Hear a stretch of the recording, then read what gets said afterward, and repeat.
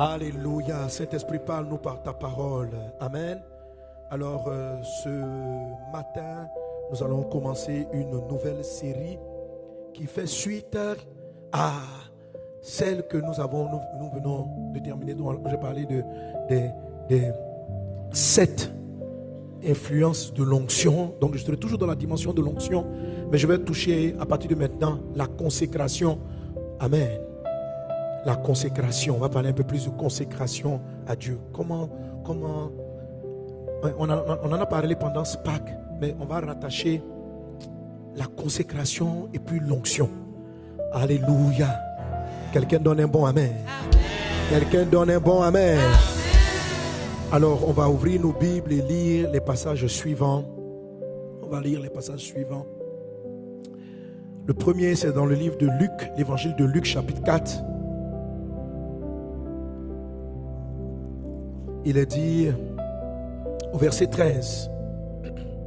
Verset 13 et verset 14. Plus tard, verset 18. On y va ensemble. 1, 2, 3. Après l'avoir tenté de toutes ses manières, le diable s'éloigna de lui jusqu'à un moment favorable. Jésus, revêtu de la puissance de l'Esprit, retourna en Galilée et sa renommée se répandit dans tout le pays d'alentour. Verset 18. Jésus dit: l'Esprit du Seigneur est sur moi parce qu'il m'a oint pour annoncer une bonne nouvelle aux pauvres. Il m'a envoyé pour guérir ceux qui ont le cœur brisé, pour proclamer aux captifs la délivrance, aux aveugles le recouvrement de la vue, pour renvoyer libres les opprimés. Alléluia. Amen. Toujours dans l'évangile de Luc, nous lisons chapitre 3, verset 21, et plus tard chapitre 4 à partir du verset 1. Luc chapitre 3, verset 21. La Bible dit, on lit ensemble: tout le peuple se faisant baptiser, Jésus fut aussi baptisé, et pendant qu'il priait, le ciel s'ouvrit. Amen, on continue. Et le Saint-Esprit descendit sur lui sous une forme corporelle comme une colombe. Et une voix fit entendre du ciel ces paroles: tu es mon fils bien-aimé, en qui j'ai mis toute mon affection. Alléluia. Quelqu'un est-il avec moi? Donne un bon amen à Jésus. Et Luc 4.1, Jésus remplit. Bon, on peut laisser Luc 4.1. Allons voir maintenant Ésaïe 42. Ésaïe 42 à partir du verset 1.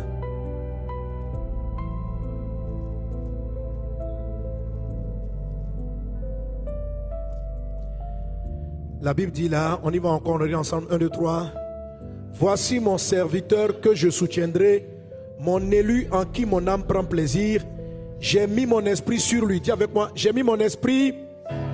J'ai mis mon esprit. J'ai mis mon esprit. Amen. Amen. J'ai mis mon esprit sur lui. Il annoncera la justice aux nations. Il ne criera pas, il ne lèvera point la voix. Il ne fera pas entendre dans les rues. Il ne brisera pas le roseau cassé. Il n'éteindra point la mèche qui brûle encore. Il annoncera la justice selon la vérité. Il ne se découragera pas. Il ne se relâchera point jusqu'à ce qu'il ait établi la justice sur la terre et que les îles espèrent en sa loi. Ainsi par l'Éternel, ainsi par Dieu l'Éternel qui a créé les cieux et qui les a déployés. Quelqu'un donne un bon amen. On peut acclamer le Seigneur pour la parole. Et on va bénir le Seigneur. On va bénir pour les chants. Regardez une petite équipe. Amen. Merci Jésus. Alléluia. Gloire à Dieu. Gloire à Dieu. Amen. Alors dernièrement, je t'ai beaucoup parlé de l'onction. Et on ne va jamais cesser de parler de l'onction. Et à ce Pentecôte, on va parler de l'onction. Alors pourquoi est-ce qu'on en parle? On en parle parce que notre thème de cette année, c'est la distinction. C'est mis au large. Amen. Dieu te met au large. Que Dieu te mette au large. Amen. Que la faveur de Dieu soit sur toi. Que la main du Seigneur soit sur toi. Alléluia. Maintenant, lorsque Dieu triomphe de tes adversaires et puis il te met au large, il te distingue, qu'est-ce qu'il fait? En fait, il te donne l'onction. Il te donne le Saint-Esprit. C'est par le Saint-Esprit que les limitations sont renversées. La Bible dit, l'onction brise le joug. C'est par le Saint-Esprit qu'on connaît Dieu. Et c'est par le Saint-Esprit qu'on passe les limites. Tout à l'heure, je rendais le témoignage de ces différents leaders que Dieu utilise puissamment. La différence entre eux et puis beaucoup de pasteurs sur la terre se trouve dans l'onction. Elle se trouve dans l'onction. Amen. Et le Saint-Esprit, l'onction de Dieu, est pour tout le monde. Jésus a dit, dans les derniers jours, je répandrai mon esprit sur toute chair. Toute chair. Est-ce que tu as une chair? Ou bien tu as un esprit ici? Regarde ton voisin, touche ça, touche. C'est la chair qui est là. Amen. Dieu dit, je vais répandre mon esprit sur toute chair. Alors, lorsqu'on dit que l'esprit vient sur toi, l'esprit est répandu sur toi, cette expression-là, c'est ce qu'on a appelé l'onction. Elle est comparable à de l'huile qu'on met sur la peau. C'est ce qu'on appelle l'onction. Lorsque quelqu'un est oint, c'est là que Jésus dit, on va dire de cette personne que le royaume de Dieu est venu. Est-ce que je vous ai expliqué précédemment? Est-ce qu'on est ensemble? C'est la raison pour laquelle, lorsque vous avez l'onction, vous faites des choses, vous réalisez des choses que le monde ne peut pas comprendre et que vous-même vous n'arrivez pas à comprendre. Parce que Dieu est avec vous. Que Dieu soit avec toi. Que Dieu soit avec toi. Reçois l'onction dans le nom de Jésus. Opère dans l'onction dans le nom de Jésus. Amen. Amen. Alléluia. Que Dieu te mette au large. Et un exemple que j'ai utilisé dans notre enseignement pour parler de l'onction, c'était l'enfantement et la naissance d'un enfant de Judas. Celui qui a pris le droit d'aînesse, mais qui n'était pas l'aîné pour autant, qu'on appelle Péretz. Péretz. Amen. Péretz est l'aïeul de Jésus. Le nom Péretz, ça signifie percer. Ça signifie passer les limitations. Ça signifie en fait, quand tu es coincé et puis tu traverses les situations. Le nom Péretz. Amen. Dis-moi Péretz. Je te vois entrer dans une dimension Péretz. Péretz signifie volcan. Péretz signifie renversement des situations. Péretz signifie retournement de situation. Qu'une dimension Péretz soit sur toi dans le nom de Jésus-Christ. Alléluia. Et en Israël, c'était une bénédiction commune. Donc, lorsque ta vie est comme maudite, limitée, bloquée, et que tu n'arrives pas à avancer, il te faut une grâce Péretz. Que Péretz soit avec toi. Dans le livre de Ruth, chapitre 4, verset 12, la Bible dit que Dieu vous bénisse de la maison, que Dieu vous bénisse de la maison de Péretz. Et il est dit, Ruth 4, 12, qui fut enfanté. Amen.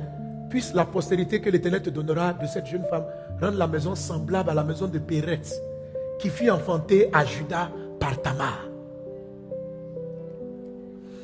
Amen. Alléluia.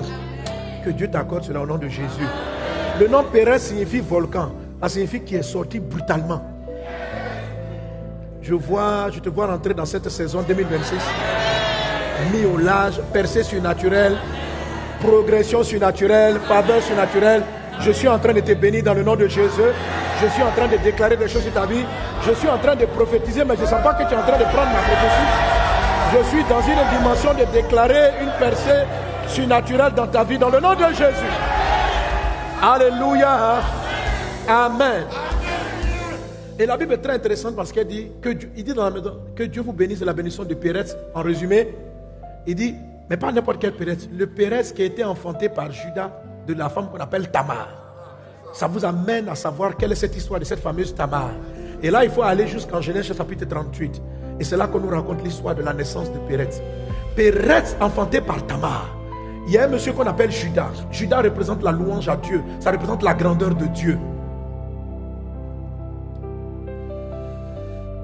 La dame qu'on appelle Tamar est la fille que Judas a donnée à ses enfants en mariage. Judas s'est éloigné à un moment donné de Jacob, son père. Il a quitté la maison, la cour familiale, et il est parti vivre ailleurs. Et lorsqu'il est arrivé là-bas, il a rencontré une femme appelée Shua. Avec cette dame appelée Shua, ils ont eu 3 enfants. Le premier s'appelait Er, le second s'appelait Onan, le troisième s'appelait Sheila. Et le premier garçon qu'on appelle Er, il l'a donné, là comme vous pouvez me suivre maintenant, on est dans Genèse 38. Le premier garçon qu'on appelle Er, il a donné en mariage à une jeune dame qu'on appelle Tamar. Il faut savoir qu'à l'époque, on se mariait vers 15 ans, 16 ans. Amen. Donc de Tamar, lorsque Tamar a marié Er, la Bible dit que Er était quelqu'un de méchant. Et Dieu l'a tué, il est mort. Mais il y a des fois Dieu tue les gens. C'est le diable qui l'a tué. Après Er, dans leur loi, il fallait marier le second. Quand un aîné mourait, on donnait sa femme à son petit frère pour qu'il fasse une postérité à son aîné. Et puis on a donné Tamar à Onan, le second. Onan n'avait pas voulu. Onan partait se masturber ou bien en tout cas perdre sa semence. En tout cas, on ne sait pas ce qu'il fait. Il y en a qui disent cuite interrompu, peu importe. Ce qui est sûr, c'est une forme de bolossage.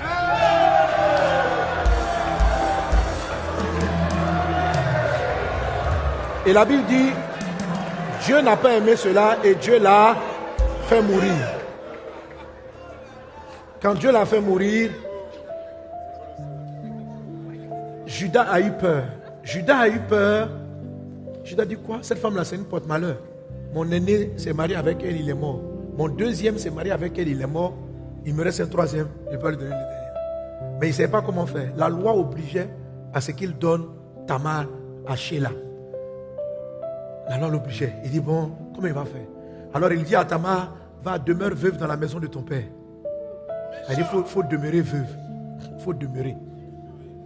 Maintenant, il est en train de chercher un stratagème. Sheila a grandi. Il a passé l'âge de se marier. On n'appelait pas Tamar pour dire, viens prendre ton mari. Elle a compris que Judas avait l'intention. Elle a entendu les bruits. Donc, elle s'est levée. Elle dit, il faut que la situation change. Et il semblerait que Judas ait perdu cette femme-là.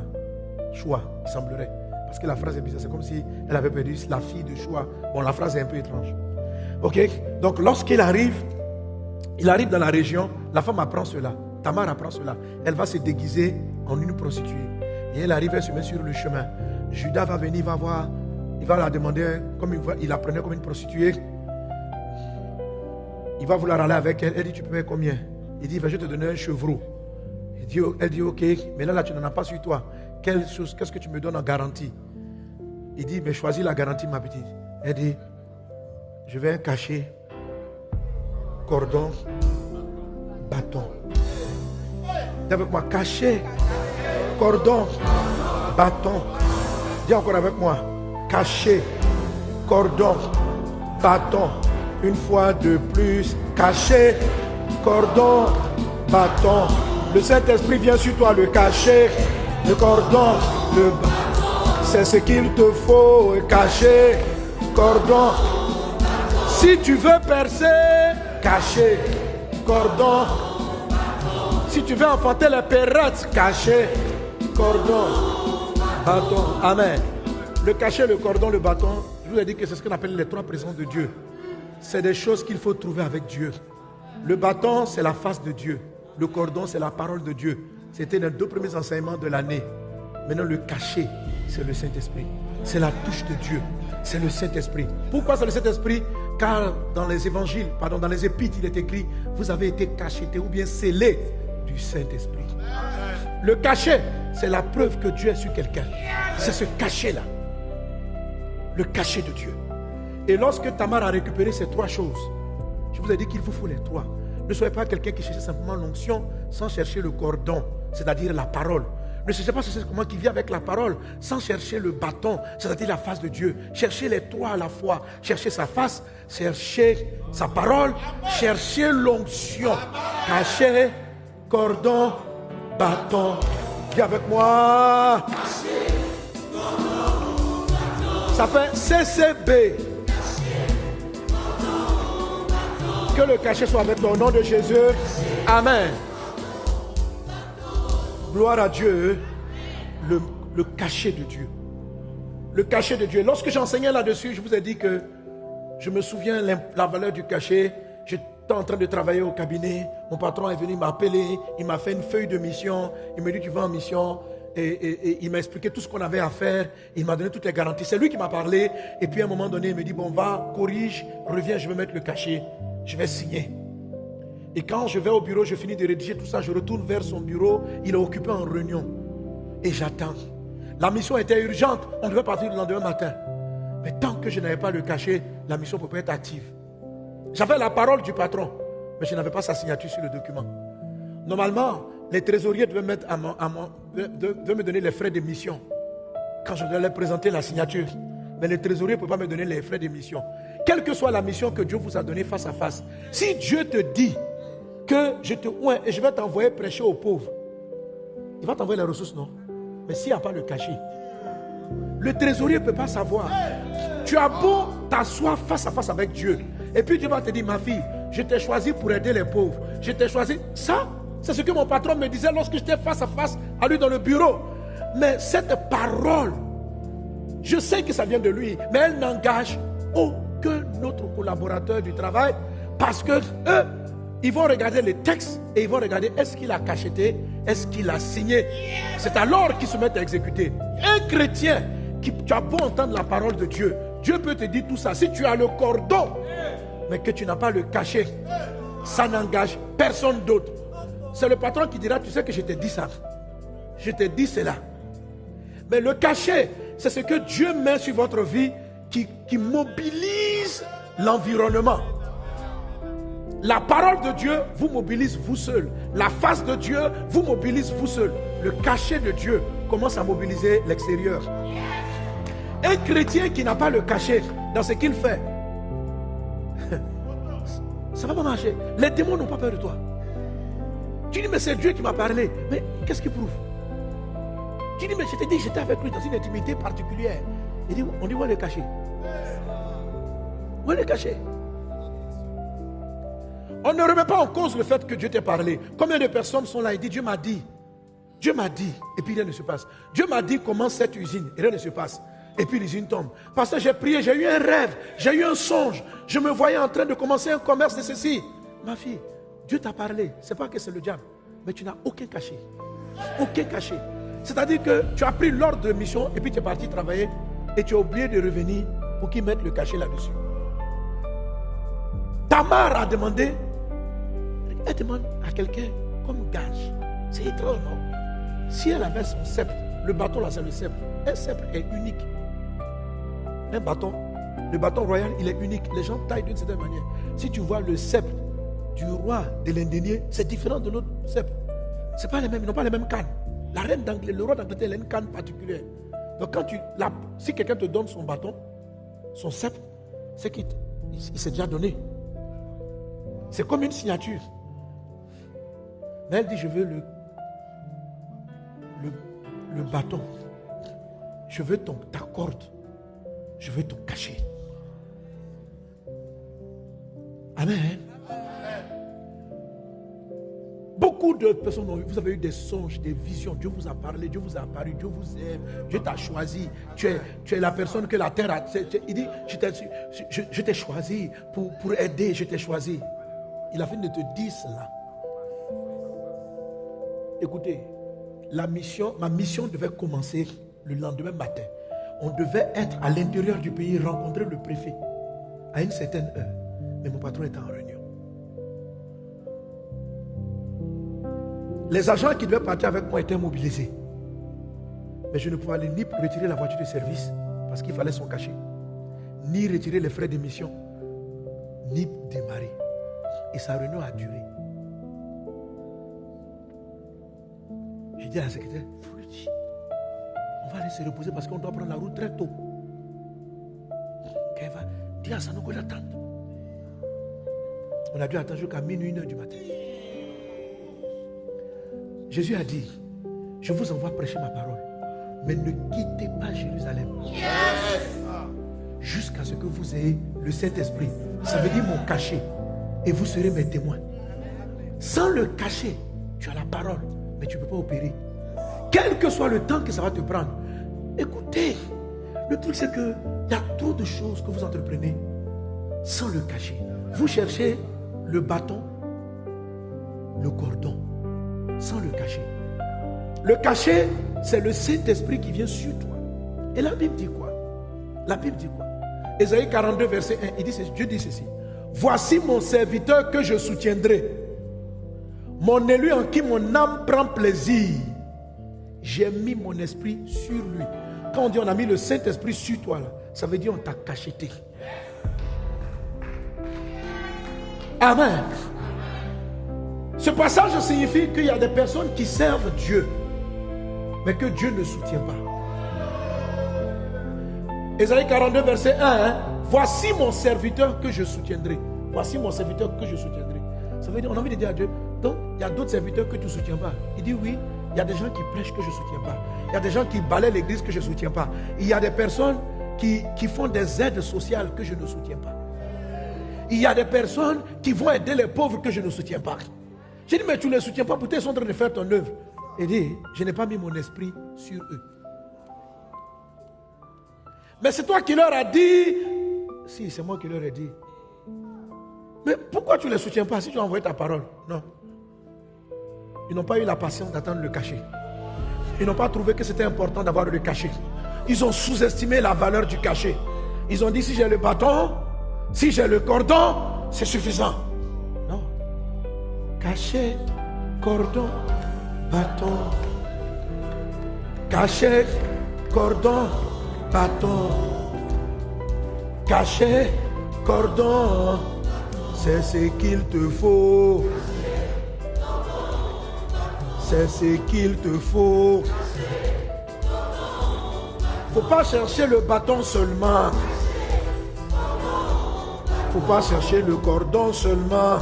Cachet, cordon, c'est ce dont tu as besoin. Cachet, cordon, bâton. Alléluia. Alléluia. Lorsque Judas a appris que Tamar, parce que quand il a couché avec elle, elle est tombée enceinte. Lorsque Judas a appris que Tamar était enceinte, 3 mois après, là son ventre a commencé à sortir. On est venu informer Judas que ta belle-fille, celle que tu dois donner en mariage à Sheila, est enceinte. Judas dit, Dieu m'a délivré. Ça veut dire qu'elle a commis l'adultère. Or, les adultères doivent être lapidés. Lui n'a pas demandé la lapidation. Il dit, faites-la sortir, qu'on la brûle. Oh, papa Judas. Et lorsqu'on s'apprêtait à aller la brûler, elle dit, je suis d'accord, la loi dit qu'une femme adultère doit être lapidée à mort. Mais je suis enceinte de celui à qui appartient ce cachet, ce cordon, ce bâton. Je suis enceinte de celui à qui cachet, cordon, bâton. Le père de l'enfant là, c'est son cachet, c'est son cordon, c'est son bâton. Le père de l'enfant, cachet, cordon, bâton, c'est ce qu'il te faut. C'est ce qui engage Dieu. Cachet, cordon, c'est ce dont tu as besoin. Le cachet, le cordon, le bâton. Amen. Il faut que tu dises de qui tu es enceinte de cette idée. Et la preuve que cela vient de Dieu. Dieu m'a inspiré à écrire un livre. On va te dire, qu'est-ce qui prouve? Tu dois dire, celui à qui appartient ce cachet, ce cordon, ce bâton. C'est lui qui m'a donné cette idée, cachet, cordon. Donc, si tu n'as pas le cachet de celui qui t'a donné l'idée, on va te brûler. Or, c'est Dieu qui t'a parlé. Ton ministère sera détruit. Ton activité peut être balayée par Satan. Tu dis, mais Dieu, ma boutique est fermée. Mais parce que tu n'as pas su montrer le cachet, le cordon et le bâton. Mais qui t'a donné l'idée de ce Qui t'a donné l'idée de ce commerce? Qui t'a donné l'idée de ce mariage? Je dis, papa, j'ai prié et j'ai vu un songe que c'est lui l'homme de ta vie, l'homme de ta vie, l'homme de ta vie. Et tu t'es engagé. Quand le diable vient contre votre couple, pour brûler votre foyer, pour vous mettre en palabre. Il faut que tu produises le cachet, le cordon et le bâton. Ça veut dire quoi? Le sceau du Saint-Esprit sur votre mariage. Est-ce que tu l'as? Et nous, dans nos mariages, c'est le maire qui signe. Est-ce que le maire a signé? Tu as un document, on appelle un livret de mariage. On ouvre ton livret. On a écrit dans le livret que tu t'es marié avec un tel. On regarde, aucune mairie n'a signé. Vous n'êtes pas marié. Tu peux dire, c'est le maire, il était là lui-même. Voilà les photos. La photo n'est pas un cachet. Je te dis, on était en photo. La photo n'est pas un cachet. Dans le livret de mariage, le certificat de mariage, on doit voir le cachet. Sans le cachet, ce n'est pas valable. Mon enfant est né. Je sais quel jour il est né. Où est le certificat? Extrait de naissance. Sans le cachet, ton document n'est pas certifié. Vous privez de l'onction. C'est vous priver du cachet qui certifie tout ce que Dieu vous a donné, ce que vous avez. Sans le certificat, le diable peut détruire. Tout, vos entreprises, vos projets, peuvent rentrer puis les saccager tranquille. Malgré que ce soit Dieu qui vous ait parlé. Quelqu'un est-il avec moi? Amen. Quelqu'un est-il avec moi? Amen. Alléluia. Amen. Qui veut le cacher? Qui veut le cacher? Amen. Ah, il nous faut le cacher. Alors, c'est quoi la consécration? La consécration, c'est les actes qu'on pose pour que Dieu mette le cachet. La consécration, c'est comment on prend les cachets. La consécration, c'est comprendre le cachet. C'est-à-dire, la consécration va varier d'une situation à une autre. Ce jour-là, mon patron m'a fait attendre. Je devais attendre. Les apôtres devaient attendre. Jésus, lui, pour que le Saint-Esprit vienne sur lui. En Luc 4, il a traversé des tests. La Bible dit, c'est à l'issue des tests que le Saint-Esprit est venu sur lui. Et Jésus est sorti du désert de 40 jours en disant, l'onction, le Saint-Esprit est sur moi pour annoncer une bonne nouvelle aux pauvres. Et c'est à partir de cet instant que quand les démons le voyaient, si vous lisez le même évangile de Luc chapitre 4, totalement vers la fin du chapitre, vous allez voir que quand les démons voyaient Jésus, ils disaient, tu es le Fils de Dieu. Le même Jésus, lorsqu'il avait 20 ans, aucun démon ne disait qu'il était le Fils de Dieu. Mais lorsque Dieu, la ouïe du Saint-Esprit, lorsque Jésus a sorti cette phrase, je suis revêtu du Saint-Esprit, lorsque Jésus a dit, l'Esprit du Seigneur est sur moi, les démons, lorsqu'ils le voyaient, reconnaissaient qu'il était le Fils de Dieu. Mais quand il avait 18 ans, n'était-il pas Fils de Dieu? Pourquoi les démons ne tremblaient pas devant Jésus à 17 ans? Pourquoi les démons n'étaient pas partis quand il avait 13 ans, 12 ans? Jésus priait, il allait même au temple tout le temps, mais il ne chassait aucun démon. Mais le jour où le Saint-Esprit est venu, les démons ont commencé à trembler, les esprits ont commencé à partir. Il avait le pouvoir de commander aux maladies de partir, les maladies partaient. Quelqu'un qui n'a pas le cachet, il demande à une maladie de partir, elle ne partira pas. Elle dit, tu es qui? Quand vous manquez le cachet de Dieu, vous êtes obligé de persuader. Ça fait des prières longues. Trop de souffrance quand vous n'avez pas de cachet. Trop de temps pour démontrer. Quelqu'un qui manque le cachet de Dieu, il ressemble à un policier qui fonctionne en civil. Comment tu vas arrêter la voiture qui est en infraction? Tu as pour mission d'arrêter une voiture qui a passé le feu au rouge. Mais tu es en civil. Tu fais comment? Porter une tenue militaire ou une tenue de policier, c'est marqué sur soi le cachet que tu es assermenté par l'État. Et que tu es habilité à le faire. Dès l'instant où tu enlèves l'habit, tu as été formé pour mettre l'ordre dans la circulation. Mais dès l'instant où tu arrêtes l'habit, ça devient difficile d'accomplir ta mission. Tu es obligé de demander pardon. Il faut t'arrêter. Et puis tu as dit, mais non, chauffeur, tu as grillé le feu. Sinon, tu as arrêté au milieu de la route comme ça pour dire, toi là, Gars, on va te cogner. Ou on va t'éviter comme si on n'avait pas vu quelqu'un. Ou tout le monde va te prendre pour un fou. Un pasteur, un homme de Dieu qui n'est pas loin, qui chasse les démons, on le prend pour un fou. J'appartiens à Jésus, je me tiens là. Satan, pas.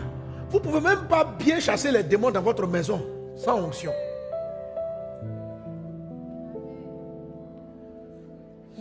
Maintenant, on a envie de dire au Christ, mais l'onction c'est pour qui? C'est pour seulement les pasteurs? C'est pour seulement les prophètes? Il dit non. J'ai choisi de disposer l'onction pour toute chair. Toute chair. Regarde, l'onction n'est pas difficile. Je vais t'expliquer des choses. Ce n'est pas difficile. L'Esprit Saint est déjà en toi. Mais il y a des petites choses que nous ne comprenons pas, en fait. Et je vous assure, c'est ce qu'on appelle la consécration. Quand Dieu a commencé à m'enseigner sur le livre que vous avez là, le boost de ce mois, et puis du mois prochain, et puis d'abord j'ai resté là-dessus, mais sur 3 mois. Amen. Alléluia.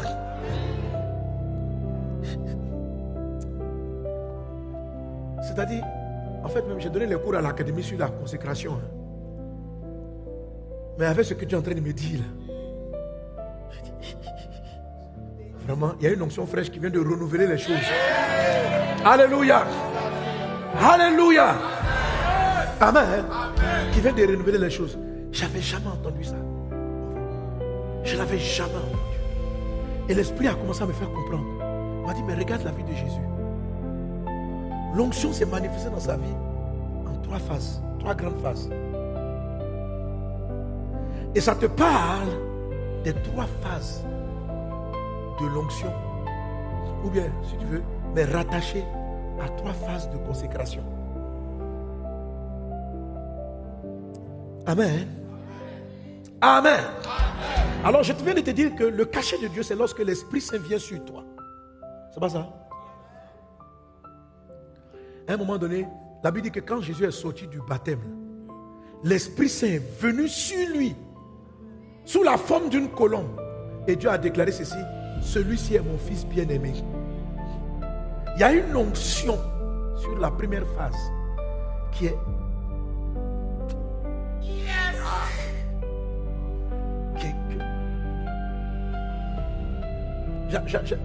j'appelle ça l'onction fondamentale, qui est engendrée par la consécration fondamentale. Ça veut dire la consécration du fondement. Le fondement de la consécration. Et je me suis rendu compte que quand vous n'avez pas reçu cette onction provoquée par la consécration et que vous passez à la deuxième phase, parce que vous pouvez passer à toutes les phases de consécration sans... Alléluia. Les 3, vous pouvez développer les 3 phases indépendamment. Amen. Alléluia. Alléluia. Alors, Dieu oint ce qui est mis à part pour lui. Le mot consacré, ça veut dire mettre à part. Ça veut dire, en fait, sacrifier des choses et se disposer pour quelque chose. Amen. Je veux dire que je n'aurais jamais eu le cachet de mon patron si je ne t'avais pas dit de me promener dans la ville. Je peux ne pas aller faire de mauvaises choses en ville, mais ce n'est pas là-bas qu'on va mettre le cachet. Pour avoir le cachet, il faut être présent. Donc, c'est pourquoi on nous parle des 3 présences de Dieu. Que le cachet vienne sur toi. Je vais t'inviter à te lever avec moi et prie avec moi. Dis: Saint-Esprit, je veux ton onction. Donne-moi la consécration qui va avec cette onction. Je vais être revêtu du Saint-Esprit. Prie avec moi. Prie, oh Esprit de Dieu. Demande à Dieu: donne-moi la consécration. Donne-moi la consécration. Brianda soro brada clarianda raba soro brai. Reda brada soro brada clarianta rababa. Chere brada laria marla soro brada clarianta rababa. Célébrada yadaba. Au nom de Jésus.